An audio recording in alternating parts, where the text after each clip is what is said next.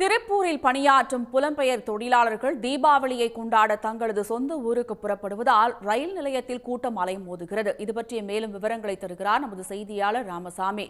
ராமசாமி, ரயில் நிலையத்தில் எந்த அளவுக்கு கூட்டம் நிரம்பி வழிகிறது? பயணிகள் தரப்புல என்ன சொல்றாங்க? நிச்சயமாக பின்னலாடை நகரான திருப்பூரில் சுமார் 20,000க்கும் மேற்பட்ட பின்னலாடை மற்றும் அதனை சார்ந்த நிறுவனங்களில் 10 லட்சத்திற்கும் மேற்பட்ட வெளி மாவட்ட மற்றும் வெளி மாநில தொழிலாளர்கள் தங்கி பணியாற்றி வருகிறார்கள்.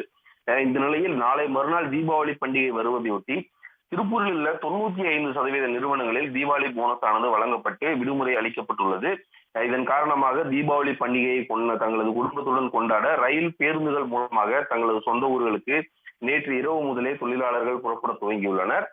இந்த நிலையில் இன்று காலை கோவையிலிருந்து சென்னை வரை செல்லக்கூடிய இன்டர்சிட்டி ரயிலில் வழக்கத்திற்கு மாறாக அதிக அளவிலான பொதுமக்களின் கூட்டமானது காணப்பட்டது.